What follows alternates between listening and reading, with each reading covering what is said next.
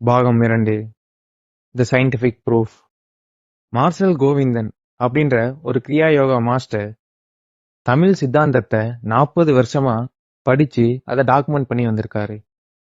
அவரோட டாக்குமெண்ட் படி அவர் என்ன சொல்றாருன்னா, கிரியா பிராணாயாமா பண்றது மூலயமா நம்மளோட உடம்புல இருக்க மைட்டோகாண்ட்ரியல் ஃபங்க்ஷன் 300 மடங்கு அதிகமாகும். ஆமா, மைட்டோகாண்ட்ரியானா என்ன அப்படின்னு நீங்க கேட்டீங்கன்னா, மைட்டோகாண்ட்ரியான்றது நம்ம உடல்ல இருக்க பவர் பிளான்ட். அது மூலியமா தான் நம்ம உடலுக்கு உறுப்புகளுக்கும் தேவையான சக்தி பரவுது. அது அதிகமா வேலை செய்ய நம்மளோட அணுக்கள் சீக்கிரம் வயசாகிறத தடுக்கும். உங்களுக்கு நோயிலிருந்து எதிர்ப்பு சக்தி அதிகமா கிடைக்கும். ஆனா பண்டைய கால சித்தர்களுக்கு இத 1200 வருஷங்களுக்கு முன்னாடியே தெரிஞ்சிருக்கு.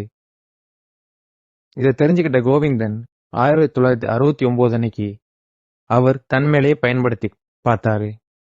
8 மணி நேரம் 25 ஆண்டுகளா தொடர்ந்து பண்ணும்போது அவரோட பயாலஜிக்கல் வயசு 70.